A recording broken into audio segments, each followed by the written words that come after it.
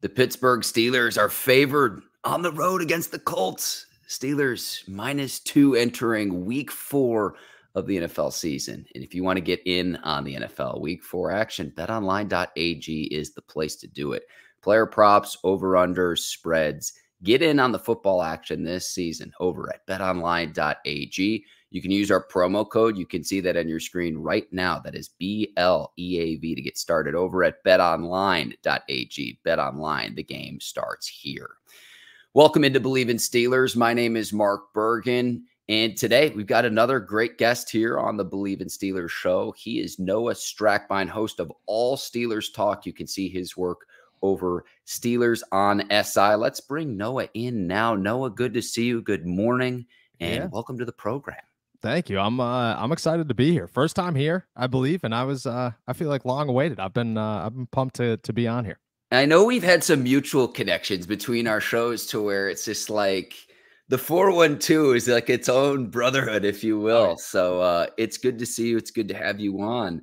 And we're going to start this discussion with the quarterbacks. It looks like Justin Fields is going to start again against the Colts. Steelers off to a 3-0 start. One of only 3 AFC teams to say that. And Noah, what I want to ask you about is Mike Tomlin is in year 18. I know Russell Wilson is still nursing his calf injury, but why isn't Mike Tomlin outright naming Fields the starter with how he started to perform this season? Steelers off to a 3-0 start. Yeah, I mean, I have the same question, but you could come up with the obvious answer of he's trying to keep a fire lit. He's trying to protect himself later in the season, just in case something happens or you got to go to Russ or whatever the case may be. But I also think there's a part of me that, you know, maybe I'm skeptical, maybe I'm a bit too much of a conspiracy theorist, but there's a part of me that truly believes Mike Tomlin still feels like Russell Wilson gives the Pittsburgh Steelers the edge that he wanted them to give, or he wanted him to give them when they signed him, that Russ can still be the guy that carries this team to the promised land. And he's not willing to make any hard declarations about Justin Fields because, well, once you do that, you remove yourself from maybe Russ can take us to the promised land. So I think it's a little bit of everything, but I do still think that somewhere in Mike Tomlin, there's the thought that Russ is just supposed to be the guy, and maybe at some point he's going to be. And here's where I kind of land with it, where if Wilson would have been the starter at the start of the year, and it would have been Fields in a role reverse situation, I look across the division. A year ago, the Steelers played 3 quarterbacks: Kenny Pickett, Mason Rudolph, Mitch Trubisky. You look at the Bengals, Joe Burrow got hurt. They played a backup. You look at the Browns with Deshaun Watson and Joe Flacco coming to the rescue in Cleveland last year. I know Lamar's coming off his MVP season, but the year before that, he had injuries. So I look at the AFC North. I don't know when Russell Wilson will play in 2024, but the odds are telling me at some point he plays this season. When is anyone's guess? Yeah, you'd have to think it's the back half, but then how good does the front half, or how bad does the front half have to get? Like, how much of a downfall has to come for the Pittsburgh Steelers to make that change? If they go in, I mean, you look at the way the NFL has shaped out right now, and you think Dallas is a beatable game right now, Vegas, Indy, all games that were supposed to be tough, much less difficult the way we stand here right now. And then you probably have a really hard matchup against the Jets that you could win, but maybe you don't. And there's a possibility you go into the bye week like 7-1. And if you're 7-1 at the bye, like, you can't make a change at that point. And how long can Mike Tomlin continue to push it out and just say, well, you know, I'm not going to make any sweeping declarations. We're 10-1, we're 11-1, but Justin Fields still isn't the guy. I feel like at some point Tomlin kind of backs himself into a corner. And at the same time, at some point, people are going to start to question, like, is this, what's up with the calf injury? Like, Russ is dealing with a calf strain for 4 months. I find that hard to believe. From a blocking sled. From a blocking sled. Like, you know what I mean? Where we stand right now, it's like, this seems to be a little bit more drawn out than it should be. And I think Russ is not healthy, but I don't know if he is not healthy to the level that the Steelers are showcasing him. That comes November. You know, that at that point, it's just too long. Like, you can't just say, oh, well, Russ still isn't healthy, and at some point he'll be the starter. It just doesn't. None of it lines up. Like, it's the moving train thing. Dean Lowry didn't get a helmet because he's a new guy and he missed like 2 weeks of training camp. And it took him 3 weeks. You're telling me Russ can miss half the season and all of a sudden, and all of training camp, and all of a sudden he could be the starting quarterback? It doesn't add up. I'm with you. I think like if he had to start a game, like if he absolutely had to play, he could right now. Yeah. But and like no need to rush it, because again, I'd rather have two good and healthy quarterbacks versus to say one of them gets hurt and then you're stuck with whoever is there. Yeah. I will get to Fields' performance in week 3 from what I saw, but you mentioned games that the Steelers are going to be favored over. You go into this weekend, you're favored on the road against Indy. Dallas looks like they can't stop a nosebleed. The rushing defense in Dallas has been poor. Yeah. At the Raiders, I think that's a winnable game. Like week 7 against the Jets, that's really the next one in the next few games, at least how this is shaped out through 3 weeks, where I'm like, that might be where you get your first loss. But it always seems that the NFL, it never comes right when you expect it to in terms of trap games in there. But what I want to ask you, Noah, is how long can the Steelers continue to be unbeaten? I think that comes down to Justin Fields, to be really honest. The running game is not what we expected it to be. And maybe that's the offensive line, but maybe it's just the fact that the running game is not living up to the hype that we gave it coming into this season. And the defense is phenomenal, but you need an offense. You got to score. You're not going to face the Jets. You're not going to face the Raiders with the great defense. You're not going to face probably Anthony Richardson this weekend, who one play could throw an interception, but the next 3 plays could throw 60-yard touchdowns. You just never know what's going to happen. Mm-hmm. At some point, you're going to find yourself where Justin Fields has to win a game. And I think that's when we get the deciding factor of, do the Steelers lose that one? Is that their first loss? Or do they continue to roll with some wins? I would say the tougher the defensive matchup, the more challenging it is for the Steelers to walk away winners. So Vegas's defense, I beat up and dealing with some injuries, which definitely benefits the Steelers, but still a good defense. Dallas's defense is very worrisome, but the passing defense is still strong, and you're going to have to go against those guys. I think right in that ballpark, the Raiders, Cowboys, Jets is what you're looking at going. One of those games, chances are you're either going to be too tired, you're going to make the wrong mistake, or just the offense isn't going to show up, and you're not going to be able to compete with Aaron Rodgers.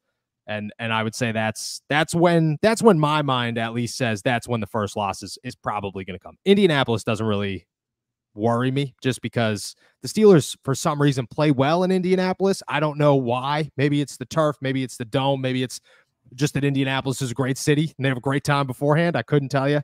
But Indy doesn't really concern me. Yeah, they got the St. Elmo Steakhouse in Indy. That's what I'm saying. Great food, great beer. It's a great time. It's a great city. Yeah, the spicy shrimp cocktail over there. I'll tell you a story real quick about St. Elmo's. I'll drop a good one. Lay it on me, Noah. The first time I was ever in Indianapolis covering a game, Mark Caboli, Rich Walsh, all the beat writers and TV guys are hanging out, and they have the St. Elmo's shrimp there. This is the first time I've ever been to Indianapolis ever in my life. Didn't go to the combine at this point, nothing. And I was like, oh, some shrimp cocktail. Heck yeah. And I sit down and everybody's just staring at me. And I was like, what are you guys doing? And they're like, I don't know, man. We're just looking at you. I'm like, okay, sounds good. And I put a big glob of the cocktail sauce on and put it in my mouth, and they all burst out laughing.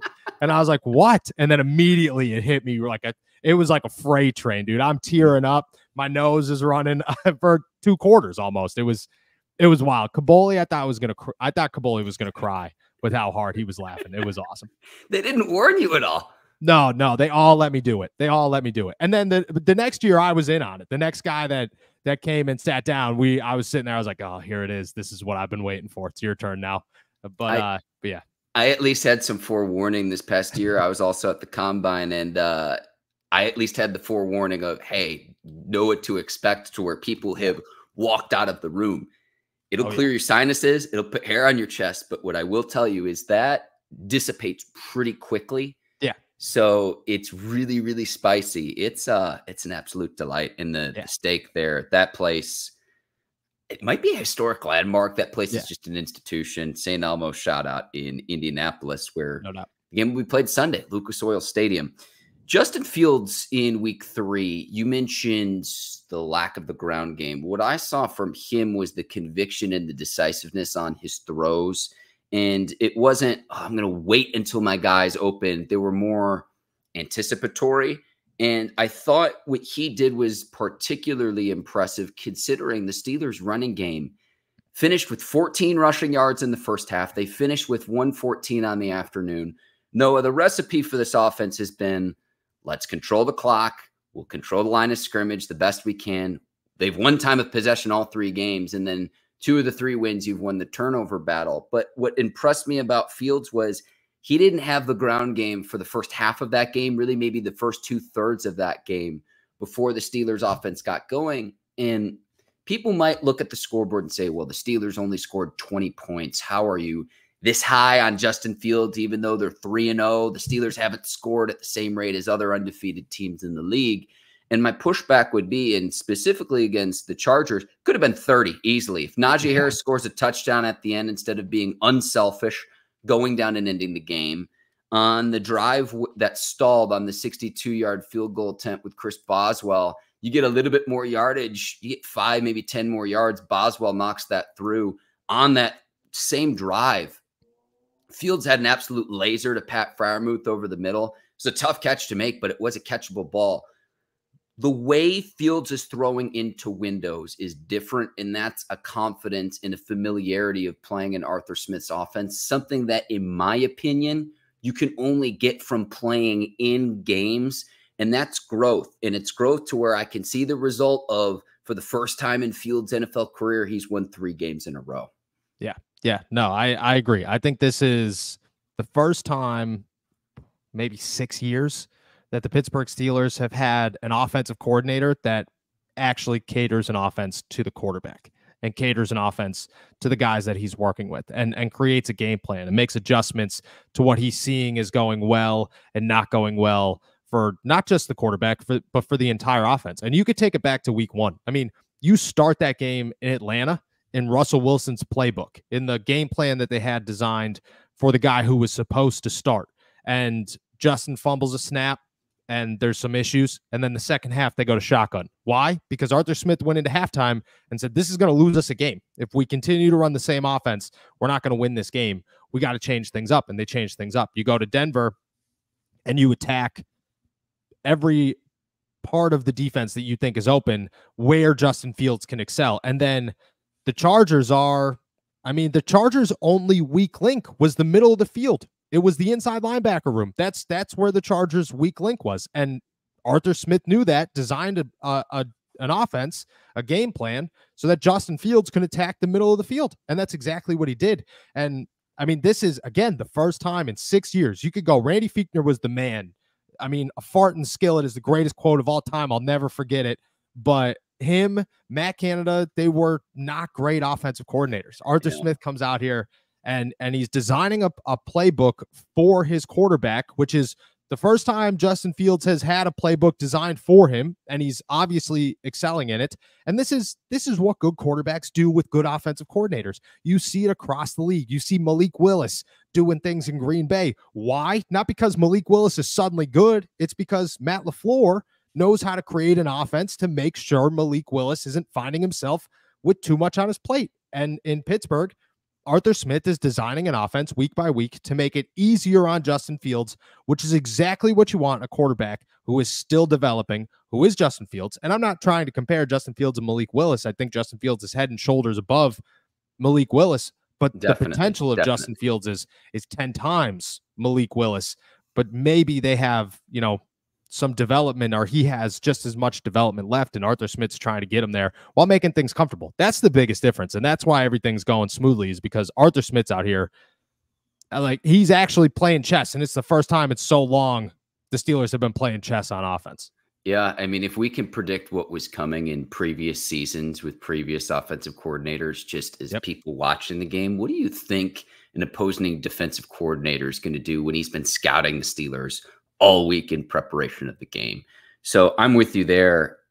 I've never really understood why teams go in shotgun and short yardage situations, but the read option where Justin Fields ran for a touchdown was something when the Steelers acquired him in the trade with the Bears. I was like, a read option play with Najee or Jaylen Warren and forcing a defense to play an honest 11 on 11 really from the first game.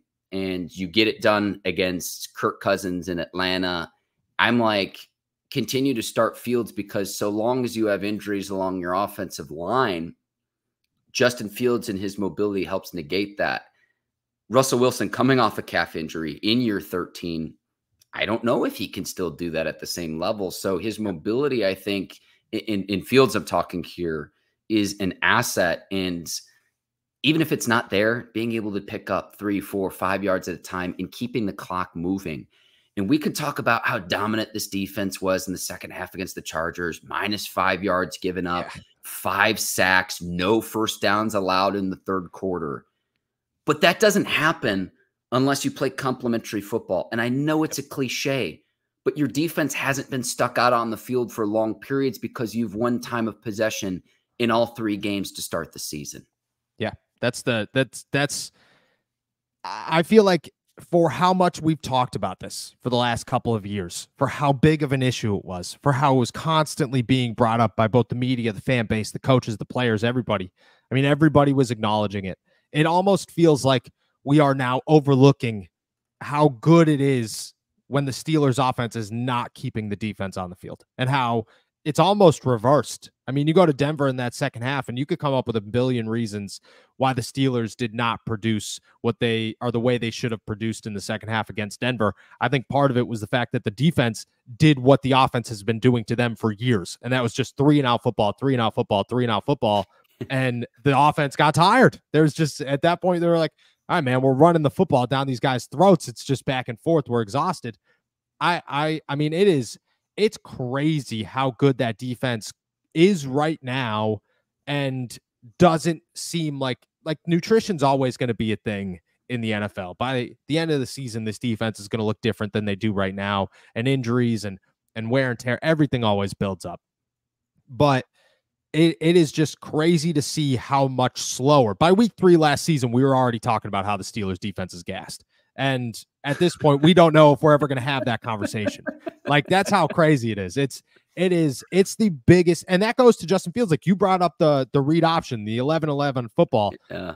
Like, that's what Justin Fields does best. Is it's 3rd and 5 and nobody's open.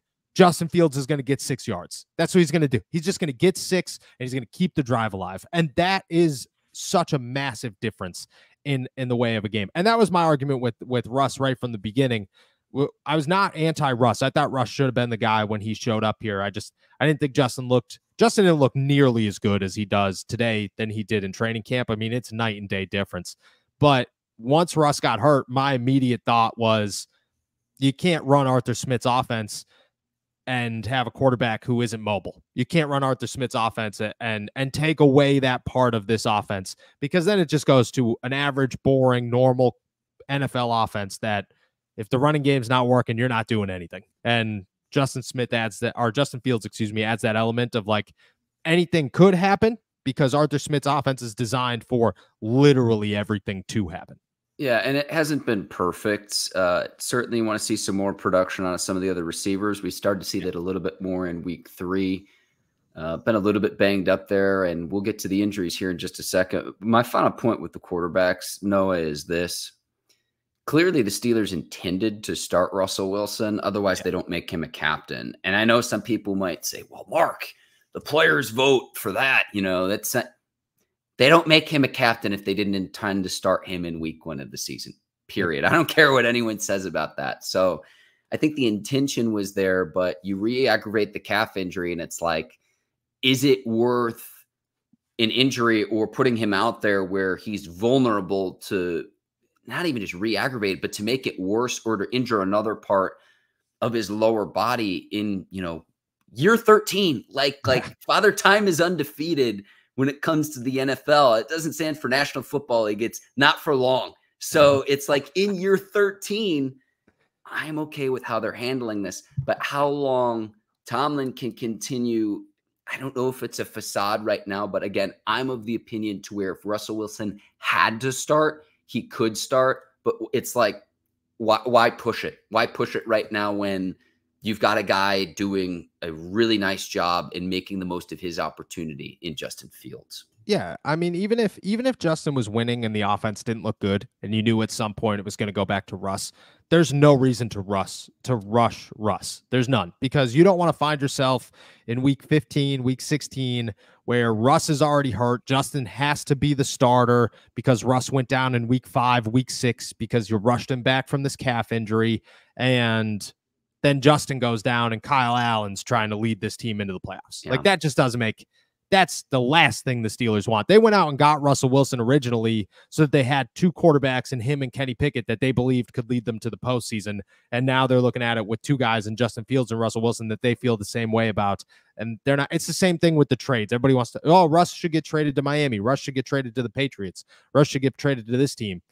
The Steelers wouldn't even take a phone call because they know how valuable a backup quarterback is. And I can't even believe we're having this conversation. If you look at this over where we're if you'd have told me you'd be 3-0 with Justin Fields a year ago at this time, I'd have been like, well, what happened? What happened to Kenny Pickett? What happened to Rudolph? What happened to the quarterback room that you had from a season ago? Nuts. I remember being on a podcast in, I want to say it was April, saying, give up a 1st-round pick for Justin Fields. Go get Justin Fields. Who cares? If he's available, you go get up everything. I couldn't bet enough money. You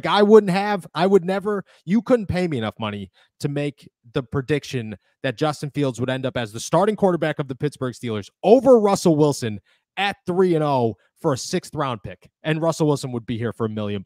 I mean, the NFL is wild times. And it reached a certain point too, where I know Cleveland was in the mix. I know the Patriots were in the mix for Fields, but when the dust settled after the draft, it was no one else needs a quarterback. So credit Omar Khan and company in the front office.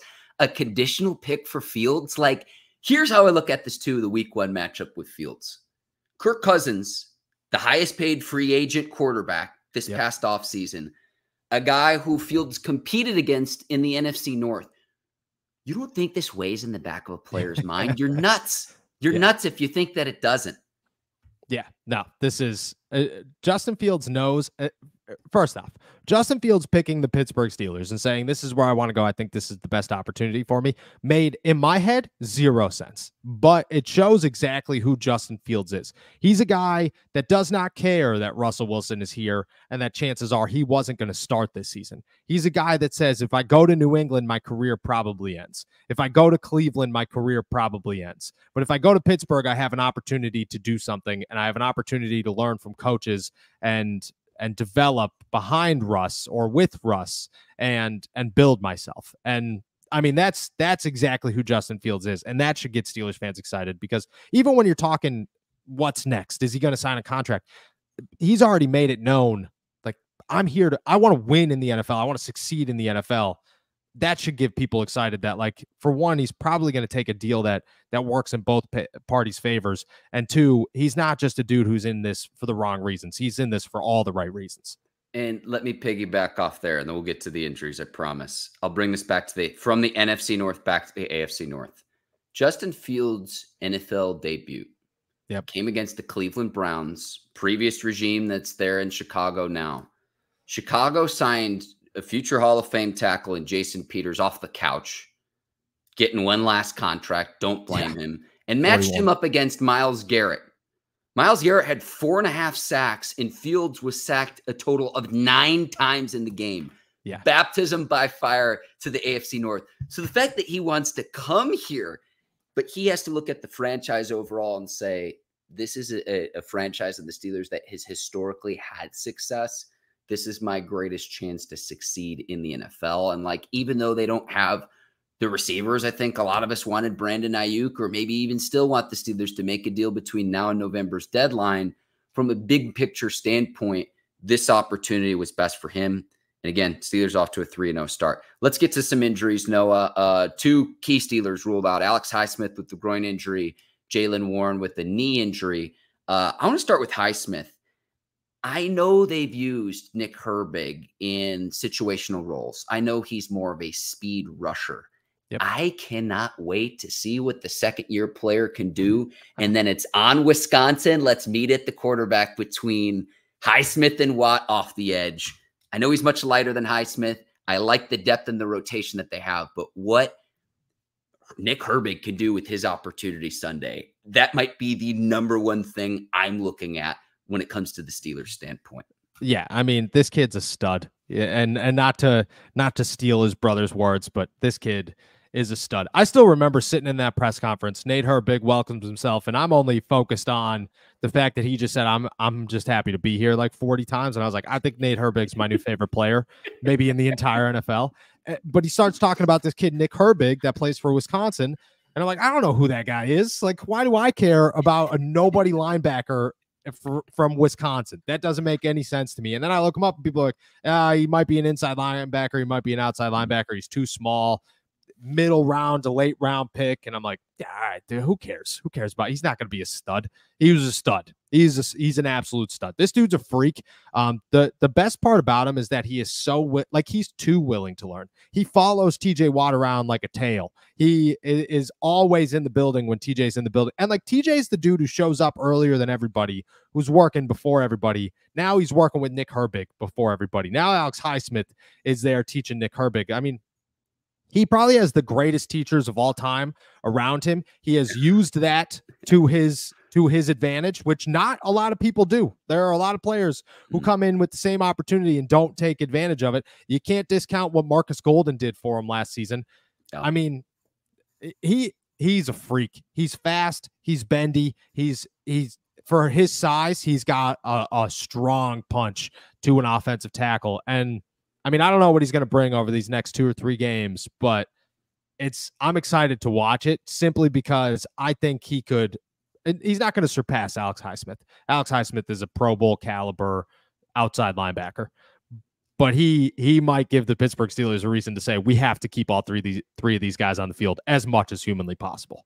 I wonder if Terrell Austin, the defensive coordinator, can design packages to get all 3 of those guys on the field at once. Now, keep them fresh. That's the one area of concern that I would have. But if I'm just watching it, and I think Alex Highsmith is a very good player. I said this post-game on Sunday. I think Herbig is even better than Highsmith. And now, how does he hold up over the course of a game with his opportunity to start? But with the snaps that Herbig has had, he's taken advantage of those opportunities. You mentioned Marcus Golden. Shout out to Mizzou. I'm a University of Missouri alum. Hey. So I'm very familiar with Golden brings to the table because dating back to his days at Missouri, it was him and Shane Ray, who is a first-round pick to Denver. But when he came into the league, when Golden has been healthy, injuries were the thing that only really limited just a pro's pro. Now, I'm not saying he's an all-pro player or Pro Bowl player, but just a solid edge rusher into where I expected the Steelers brought him back and he decides to retire. But learning from those other guys, I think, is huge. The depth is the only thing that concerns me to where what has been beautiful about this rotation. Oh, Highsmith needs a breather. Let's bring in Herbig. Oh, Watt needs a breather for a few plays. You bring in Herbig and you don't miss a beat. Yep. But what I've seen from Herbig, people say the bendability. And I don't know if this is because they use him situationally and what he does over the course of a full game. This is what I'm going to be watching. When he comes into the game and an opposing offense has played maybe a quarter or 2, maybe 3 quarters of football, Herbig is fresh and he flies off the edge. And it's like the opposing offensive tackle's going in slow motion. Can he do that throughout the course of a game, given the fact that, he's at least 20 pounds lighter than Highsmith? That's something that, again, come Sunday, Herbig against the Colts left tackle, that matchup is going to be the one that I watch. Yeah, I mean, that's the thing about Herbig is everybody wonders, can he hold up? I think he could. He's given no he's signs. He's a football player. It's I don't know if he can. It's like the guy plays football. He's going to be wired a little bit different than you and I, Noah. Yeah, exactly. And he's done it. He's played in Wisconsin. Wisconsin, it's not like Big Ten football is nothing. Big Ten football is punch in the face football. And that's where guys like him are made. And he's done this. And he's so fast that he takes less of a hit. That's such an advantage to him is is he is so quick off the ball, and he's got so much speed to his game that he avoids those having to bull rush situations. And he finds himself in them from time to time. Obviously, everybody does, but he's not going to sit there and Alex Highsmith is fighting guys every single down.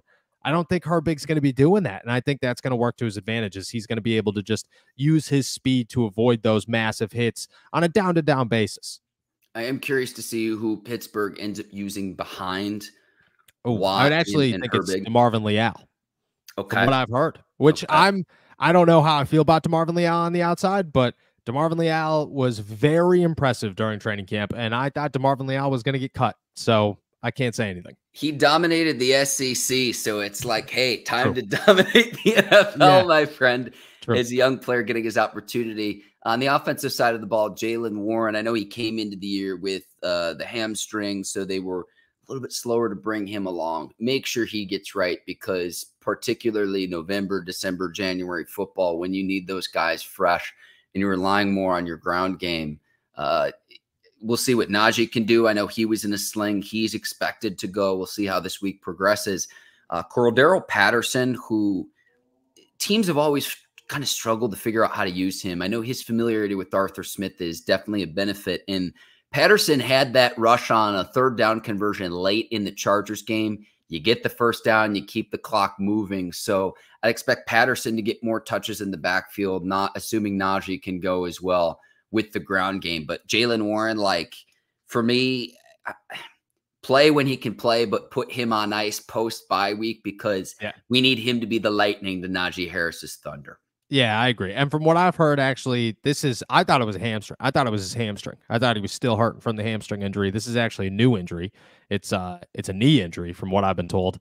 And it's a situation where they're not worried about it. It's week to week, but they aren't going to rush him. Like, they're gonna preserve this guy as long as they can. Najee's a guy that's gonna get beat up. That's just who Najee is. I'm not worried about it. Like, Najee could walk into the locker room on Monday in a full body cast. I'd still be like, chances are he's gonna play. If I had to guess, chances are he's gonna be out there. Cordero Patterson is a dude who I think could help with Najee and help kind of take the load off of, or the worry off of, not having Jaylen Warren. I don't expect Jaylen to go this weekend. And to be honest, I kind of look at Jaylen as you keep him off the field as much as you can until the second half of the season and closer to the playoffs, because there's just you're 3-0. I get it. You want to be 4-0. You want to be 5-0. If you could prove that you can do that this weekend with the two guys that you have, and maybe a guy like Jonathan Ward, you do it. And you don't really worry about it, because Najee could take a blunt of the work, and then Cordero Patterson could work his way in there with a couple of runs here and there and hopefully break out of something. I agree with you. I don't really know how you use that guy, but he looked impressive last week and good enough. And I am worried about it, but I just think that you put yourself in a position for these things to happen and you to not have to rush them back out there because you're playing from behind, or you got to catch up on the division. Like, you have a lead, you have a comfortable lead. Continue to win with the guys that you have. Don't get anybody else hurt. Save yourself for the playoffs. That's my mindset when it comes to Jaylen Warren. It's my favorite part of the podcast here, Noah, where we're going to talk about, some people call them the big uglies. I call them the big sexies up front. And Isaac Seumalo coming back, who in my opinion is the Steelers' best offensive lineman. If you get him back this week or here soon, it's going to be soon, from that pectoral injury, how this offense could just take off with him on the field, I think is something that you cannot look past. Steelers fans will know it from a bigger picture standpoint. I don't think any of this is going to be on any national talk shows, but you get him back healthy out on the field and what that's going to do to help this offensive line gel, control the line of scrimmage, and to take the next steps. Isaac Seumalo, I'm telling you right now, I don't know if it'll be this week, the coming weeks, but that's the guy I have circled where it's like when he gets back onto the field, it could mean big, big things for the Steelers offense.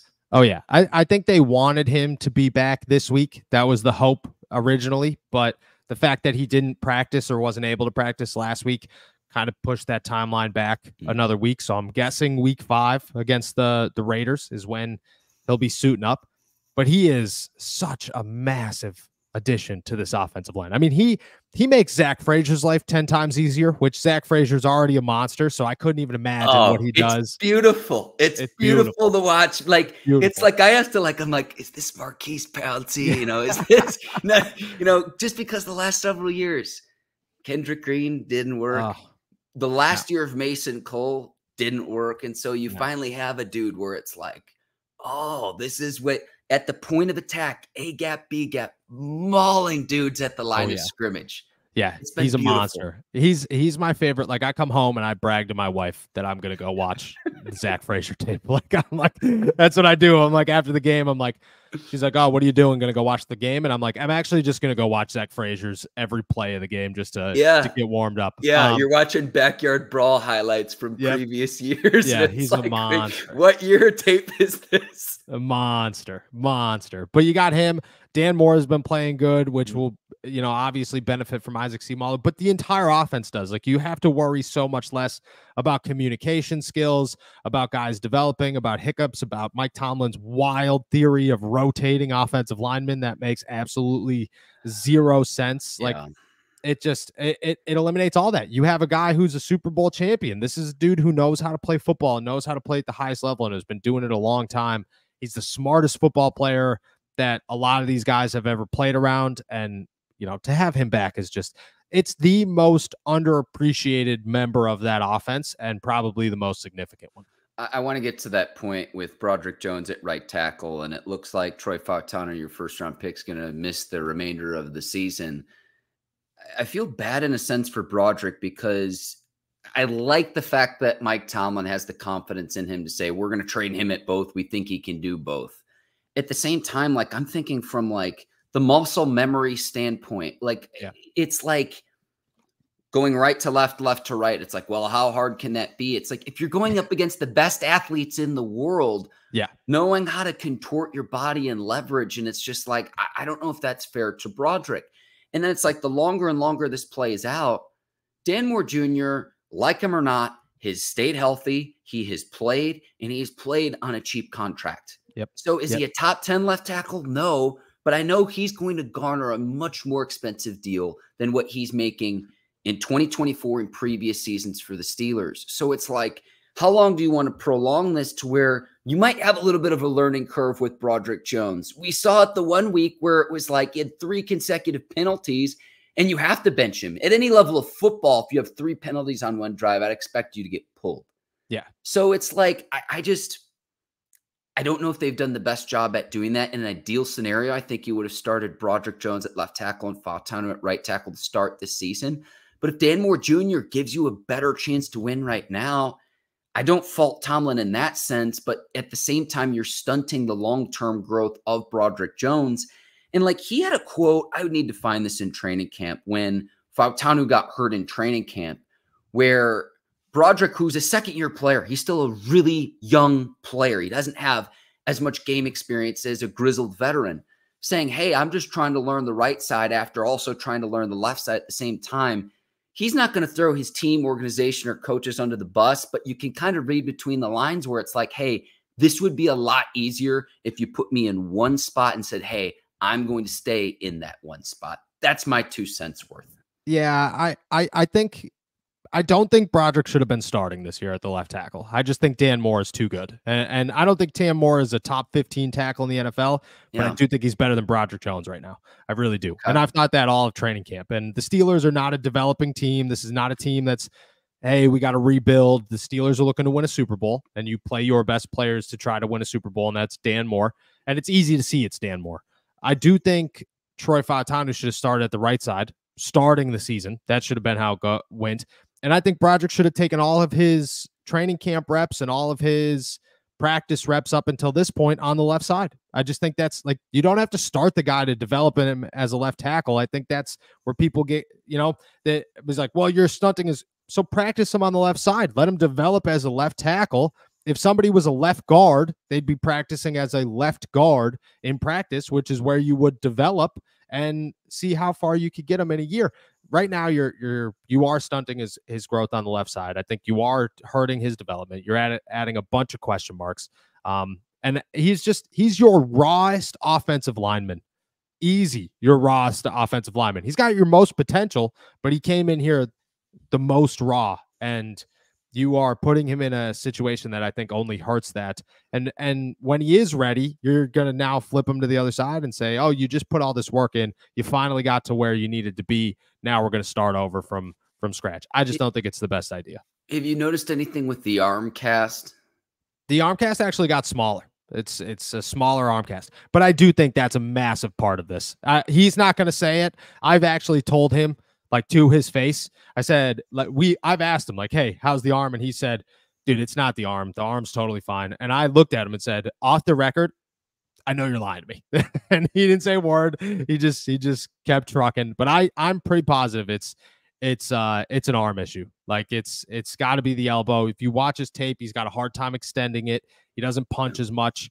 I think the arm is playing a big role here. But some of the issues that we've seen this year, we didn't see a year ago as a rookie. Nope. So it's like, how is there regression, which didn't make any sense? And so it's like, what's the common denominator? What are the reasons for that? And you see, I mean, he had one game, I can't remember, it was week 1 or 2, maybe it was one of the final preseason games, where it was like his entire right side, it was just like, how do you even move your arm, let alone play a football game? Exactly. I feel like the injury, like, when it happened, I remember watching it, and he was in clear pain. And the way he's standing there, like, you can't, if it was the left side, you're not punching as much with that arm, but it's the right side. That is the arm you're using to hold whoever it is, Max Crosby, whoever, back, Matthew Judon in week 1, away from the outside of the line. And it's like, that's just, you're playing an arm down, literally. And it's not working. Yeah, it's not excuses, but it's reality. We'll keep an eye on that. And thankfully, the Steelers have a little bit of depth there to where Troy Fautanu goes down, and hopefully you can just maintain what you've been doing offensively. I do want to ask you before we get out of here, Noah, trade deadline between now and November, the wide receiver 2 production has been I know Calvin Austin III had the long 55-yard touchdown against the Chargers. Do you expect the Steelers to make a move between now and November's deadline to help get some depth and find the Robin to George Pickens Batman? I hope so. I think Calvin Austin, Scotty Miller, and maybe Roman Wilson are your best bets. And I think Van Jefferson, I was so impressed with everything Van Jefferson did this offseason, with him just taking accountability for his struggles in the NFL, for him catching 300 balls a day after practice. That was a real thing. I watched him do it. It was crazy. I thought he was going to improve. He didn't. And unless he has a breakout game between now and the bye week, I just don't know how you ignore that situation and go into the back half of the season. I don't think you go get a Cortland Sutton. I don't think you go get a Brandon Ayuk. I don't think you go get a Devontae Adams. But I do think that you go out and you get somebody who's better than Van Jefferson. And I don't know who that somebody is. I thought Adam Thielen was a name to watch. I don't know. Those names will emerge over the next couple of weeks. But right now, the Steelers cannot be satisfied with what they have. They have a guy in Calvin Austin. They have a guy in Scotty Miller that both played very well, and I would continue to rely on them. I would hope that Roman Wilson gets a spot at some point, but Van Jefferson isn't it. And to be honest with you, like, if Van Jefferson doesn't improve in week 4, I'm considering a wide receiver do our core of George, Calvin, Scotty, and Roman before I'm putting Van on the field moving forward. And maybe you move some of the tight ends into what would normally be receiver positions. I put it this way, is if we're playing Madden, it's like, okay, Pickens is pretty solid, but then everyone else, if you're playing Madden, they don't strike fear in your heart. And it's no knock on those guys. It's just the reality of the situation. Yeah, it's a pretty drastic fall off. And again, I think Calvin and Scotty are just getting started. Pat's just getting started, but if you're going to make Van your number 2, which is what the Steelers are doing, you're going to limit reps for those guys. And it's just, you're hurting yourself. That's exactly what they're doing. Other than the offensive line, from the offensive standpoint, that's been my biggest bit of concern when it comes to the Pittsburgh Steelers. 100%. He is Noah Strackbein, host of All Steelers Talk. Also, you can check out his work on Steelers on SI. Noah, if there's anything that you need to plug, the floor is yours. Yeah, I mean, you guys could find everything at si.com/NFL/Steelers. We go live on YouTube Monday through Friday every day at about 4 o'clock, so you can check us out there. But besides that, I'm just going to be popping on here and everywhere else, so look for me. Noah will have to do this again at some point down the line in the season. He is Noah Strackbein. I am Mark Bergin. I'll be back here on Bleav in Steelers later this week. Can have at least one more guest between now and Sunday's game between the Indianapolis Colts. If you enjoyed listening to the show, 5 stars and 5 stars only on Apple and Spotify on YouTube. Go ahead and hit that subscribe button.